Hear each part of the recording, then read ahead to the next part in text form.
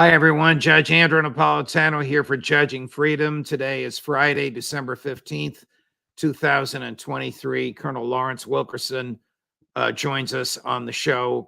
Colonel, always a pleasure, my dear friend. Thank you for your time and for your insight and for coming back to the show. As we speak, Colonel, the President of the United States is twisting arms on Capitol Hill in an effort to get Congress to authorize more money to give to Ukraine. He wants between 60 and 68 billion. And as we speak, his national security advisor is in Tel Aviv trying to persuade the Israelis to go a little lighter on their slaughter in Gaza. Question: what will it take for the United States to say no to Ukraine or to Israel? A lot, unfortunately.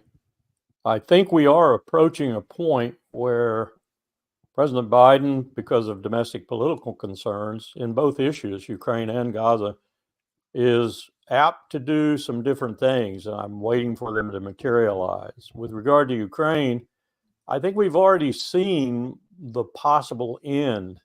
It just means getting there. And that is to make Zelensky or whomever might replace him a hero by saying that, like Finland in the Winter War, for example, against the Soviet Union when they were trying to take Finland, you won. You held off the bear. You won. Look, your young people were brave, courageous, valiant. You held on to most of your territory. You remember Finland lost one of its great city-states and some of the territory around it. But the Soviets did not take Helsinki. They did not take Finland. And the Finns were much feted during and after World War II for that. That's the kind of thing we need to do with Ukraine, to say it's a victory, it's not a defeat, and then get to the table and get the thing stopped, no matter how we have to stop it, whether we have to put a demilitarized zone in there and police it for 75 years, as in Cyprus or on the Korean Peninsula. We need to get it stopped. And I think in Gaza, we're seeing some heavier ammunition being wielded too. I don't think it's heavy enough yet. And Netanyahu, he's been caught off mic in English saying he controls the United States. He owns presidents of the United States.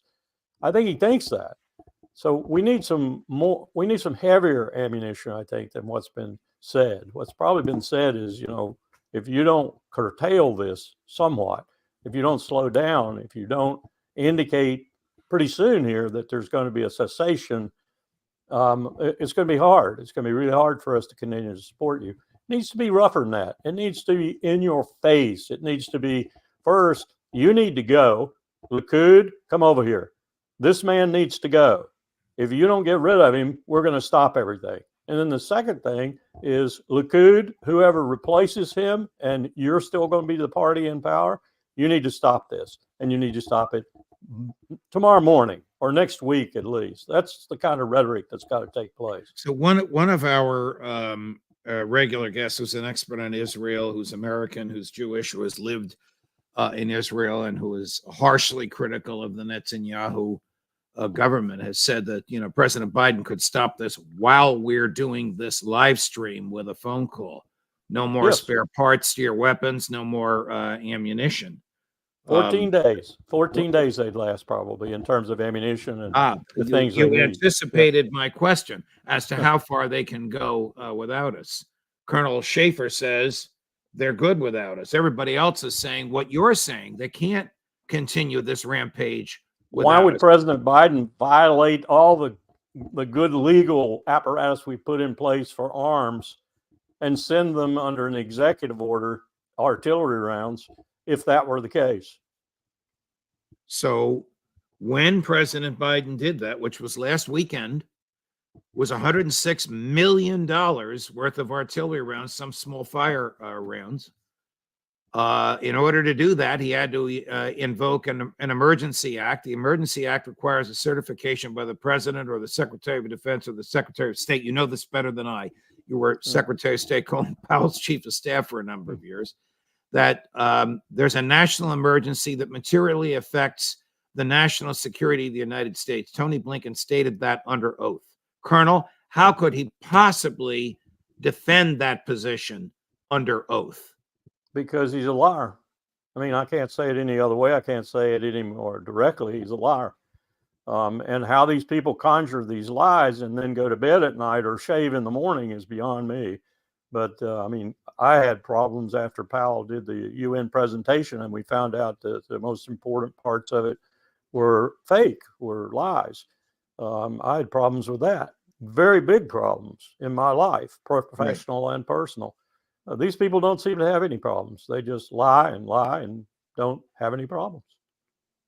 What will happen if the Republicans in the House insist on no aid to Ukraine? Are they willing to horse trade? I don't know if there's principle involved here, but whatever. Let's say they don't get their horse trade and the House does not vote to give President Biden the 60 or 68 billion that he wants. How much longer can Ukraine last? And in your answer, can you please take into account what the Defense Department sometimes does, which is to take money from column A and put it in column B?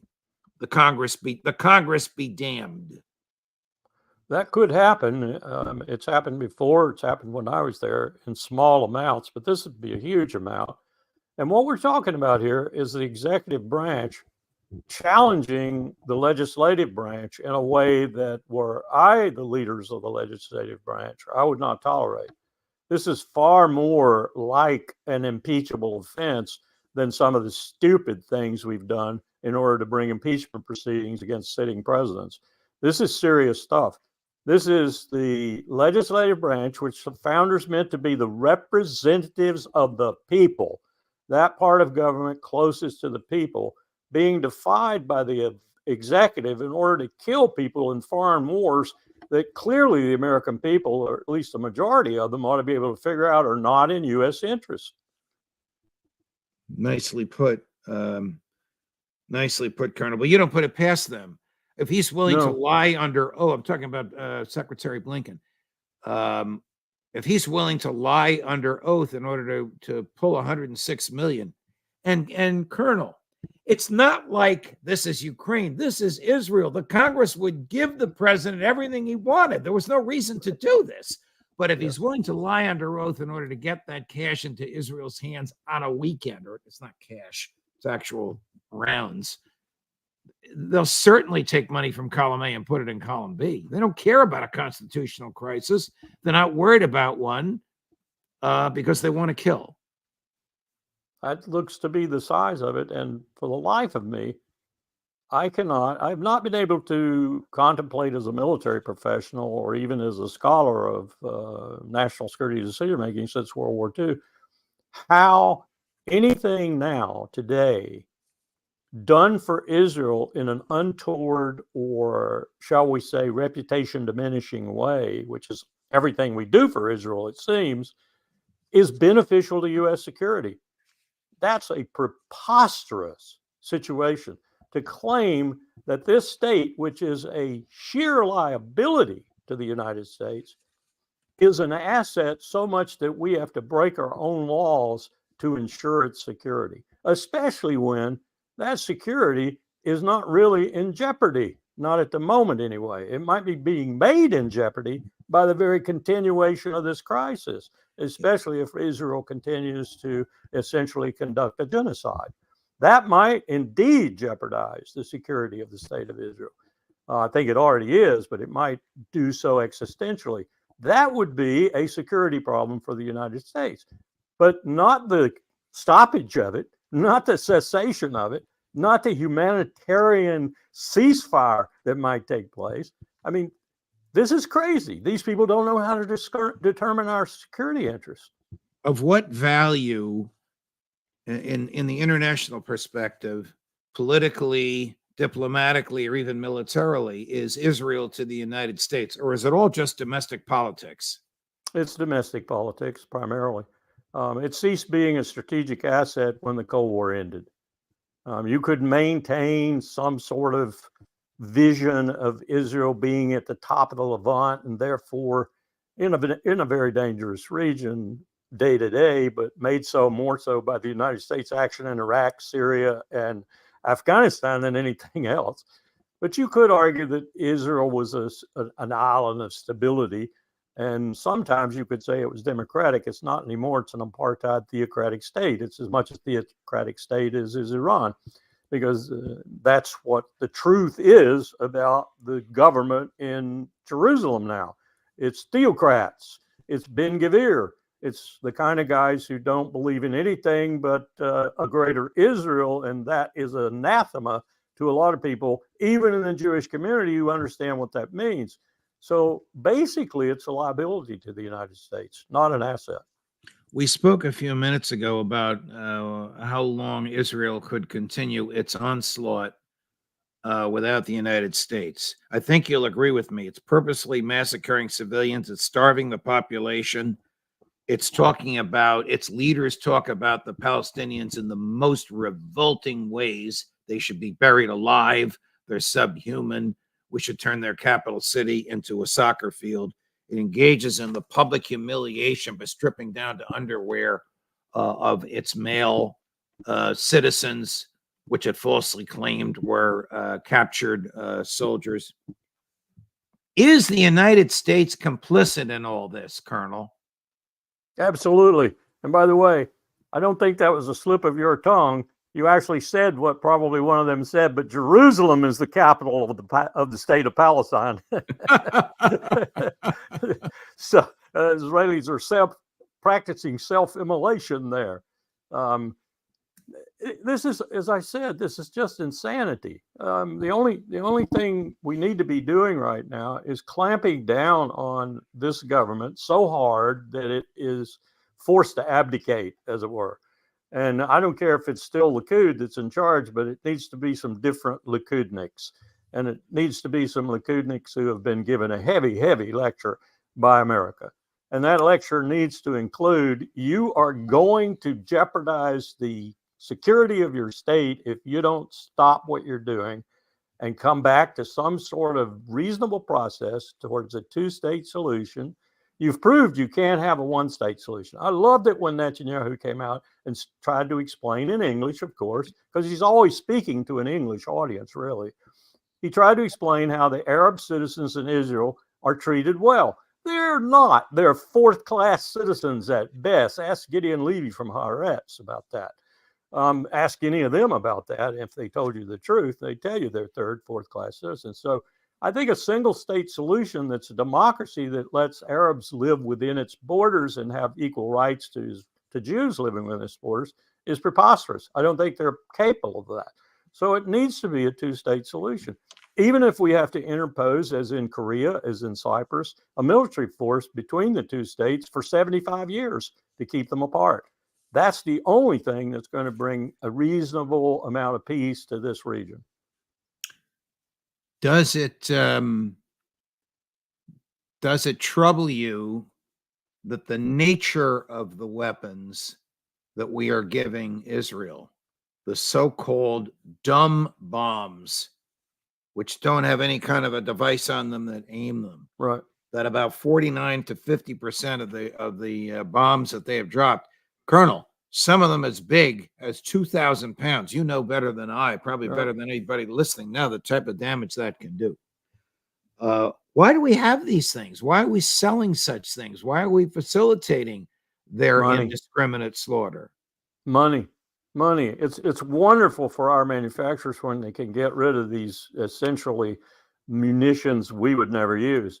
Even our dumb bombs, 250-pound Mark 72s or 500-pound bombs or whatever they might be, we put JDAMs on them. We put these joint munitions kits, we call them, on the bomb that makes it suddenly a smart bomb.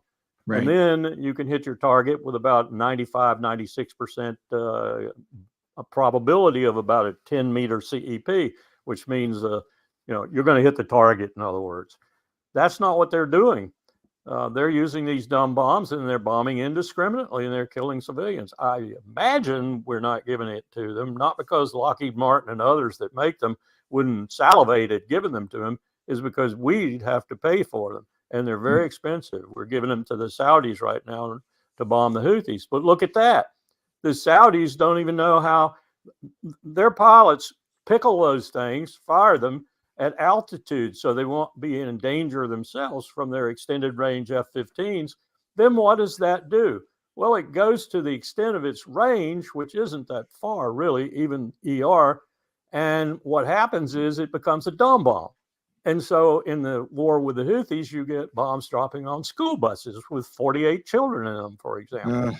Here's Jake Sullivan, number 6, Chris, attempting to justify the use of dumb bombs. It's a great question from the reporter. You tell me if in your opinion, Colonel, his answer makes any sense. Almost half of the 30,000 bombs that have been dropped on Gaza have been so-called dumb bombs, imprecise. If there was a real intent to protect civilians, wouldn't they be using much more precise, smaller munitions? When it comes to the issue of the bombs, the type of bombs that Israel is using, what I would say is that different types of munitions require different types of military operations, meaning the method by which bombs are delivered that don't have the tail kits on them is different in terms of how the planes fly, in terms of how the targets are selected. And they all go through the same process, a process by which Israel selects targets and tries to distinguish between targets that hit Hamas and those that might take the lives of innocent civilians.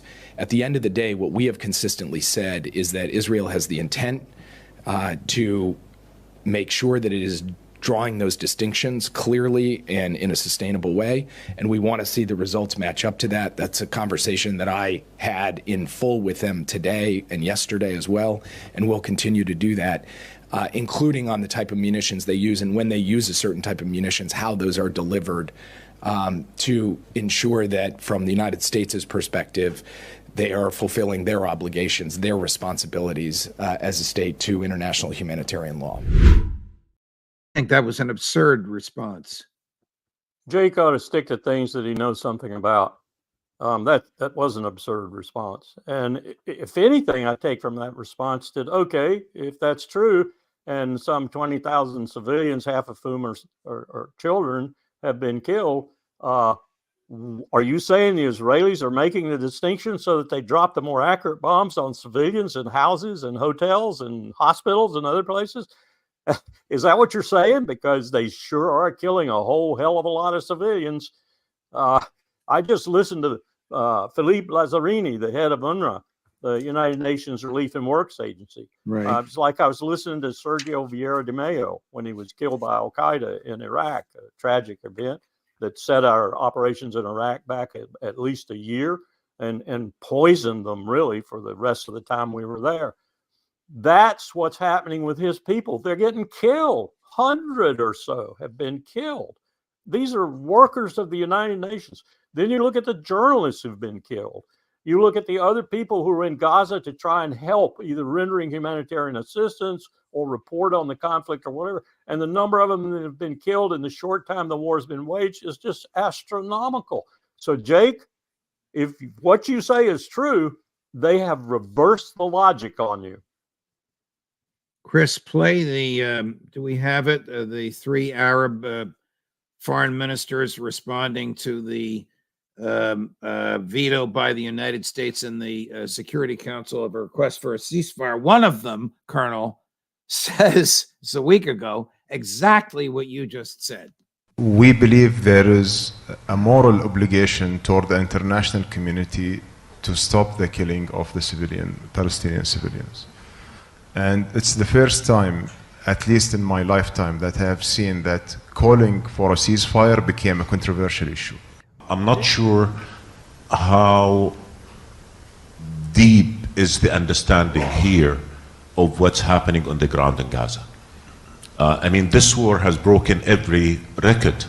Largest number of journalists killed, largest number of hospitals destroyed, largest number of medics killed, largest number of UN employees killed. Our message has been very clear. There needs to be an immediate ceasefire, there needs to be a cessation of hostilities, and we need to have immediate access for humanitarian aid. It is not acceptable. Just to be fair, if you'll hold your fire for a minute, Colonel, Chris, play the American deputy ambassador purporting to justify his exercise of the American veto at the Security Council. Although the United States strongly supports a durable peace in which both Israelis and Palestinians can live in peace and security, We do not support this resolution's call for an unsustainable ceasefire that will only plant the seeds for the next war. Thoughts, Colonel, on all of that? Well, those latter remarks remind me of someone saying, I've just given you all the information.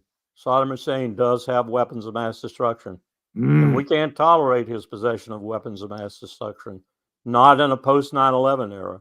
That's what that reminded me of, except I know my boss was Hornswoggle by George Tenet, John McLaughlin, and a host of other intelligence professionals who knew better. That gentleman is not Hornswoggle as far as I know. So I don't know how he can sit there and do that and shave in the morning and go to bed at night. And as far as the ministers of the Arab countries, foreign minister of the Arab countries are concerned, they're absolutely right. I know they have different motivations for saying what they're saying. I know that Jordan's foreign minister is an astute man. And I know that he is as much as anyone in this whole business is very concerned for the security of his own state and very concerned for the security ultimately of the Palestinians. And to have him say the things that he says, Jordan is one of the best friends. Jordan is a strategic asset for the United States in the Levant, unlike Israel. To have them say these things is powerful. Colonel, who controls the border between Gaza and Egypt? I mean, can the Gazans leave? Or who controls all the borders? Can they flee? Or is it an open-air concentration camp, as a retired Israeli general called it? Can they not physically leave? Right now, as I understand it, it is an open place for genocide to occur. It's not just a concentration camp. It's like they are in the ghettos of Warsaw with the Germans able to bomb them mercilessly and doing so day in and day out, because that's the situation they've got. El-Sisi will not let them into Egypt. He said he doesn't even want them in the Sinai, in the desert.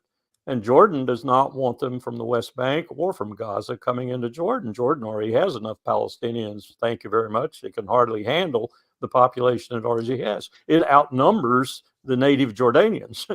So they're caught between a rock and a hard place, and the Israelis know it. While they're in that rock and a hard place, the Israelis are bombing the hell out of them. Do you think that the unbridled, I'm going to call it unbridled because the stuff that the president and Jake Sullivan have been saying is meaningless, doesn't seem to affect the Netanyahu government. The unbridled American support for Israel isolates the United States on the international scene in a way that is detrimental to the United States. Yes, which is one reason why I keep saying they are a strategic liability. There are 4 billion people in the world now, and I would say it's moving towards 5 billion. That's out of about 8 billion there are who hate our guts and who are intensifying that hatred every day. Ali Soufan at the Soufan Project, who you may remember was the Lebanese American who did more to defeat al-Qaeda than any other single individual American. A great FBI, I've interviewed him many times, a great FBI agent, a great human being. Yeah. He tells us how many al-Qaeda there are now as opposed to how many there were pre-9/11. All we've done with the so-called global war on terror is increase the recruits to al-Qaeda's ranks. It's just a matter of time until they put another plan together and attack us. And as far as other terrorist organizations go, from Jemaah Islamiyah to Lashkar-e-Taiba, you name the organization, we're flooding their ranks with recruits because they hate our guts now. I was with a Canadian journalist this morning who showed me a video of a 16, 17-year-old Hamas young man who had just emerged, bloody, blood all over his face, from the rubble of a building where his brothers and sisters had been killed and his mother and father. And he in Arabic was shouting, Netanyahu, you are terrorists. We will kill you. I will live till I kill you. I will be a terrorist. I will kill you, Netanyahu. That's what we're doing. Well, Colonel, we're going to put up on the screen the roll call vote in the United Nations. So this is the General Assembly, 153 in favor of the resolution calling for a ceasefire, a simple ceasefire, 10 against. I mean, how important are these countries that voted against? Micronesia, Guatemala, Liberia, Papua New Guinea, Paraguay, of course, Israel and the United States. 23 abstentions, including Great Britain. I guess that's an indication of how isolated we are, Colonel. It is. It is. And you go back to torture and a president authorizing torture, my president, George W. Bush. You go back to the fact we have 32 countries in the world sanctioned, some of them mercilessly so, like Venezuela. And you understand why the world is growing very sick of us, very tired of us, very fatigued by our stupidity, our lack of leadership, and our crass approach to the world, our brutal approach to the world. When that happens, history is pretty clear.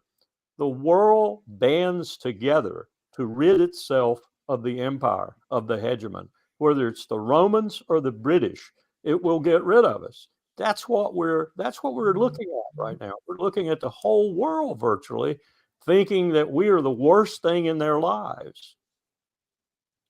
Dark days, Colonel. I wish you a Merry Christmas. I hope I see you again before Christmas. I hope you can go back next week. I have found this a fascinating, stimulating, and educating conversation, and I can tell from the comments of our good folks that are watching you that many of them feel the same way. Thank you, Colonel. Thank you, and Merry Christmas to all your crew, and Thank Happy you. Hanukkah and all the rest. Yes, thank you. Thank you. Back at you. Still coming up, my dear friends, 4 o'clock, everybody's favorite, the Intelligence Community Roundtable with Larry Johnson and Ray McGovern. And 5 o'clock, just you and me, Ask the Judge. Judge Napolitano for Judging Freedom.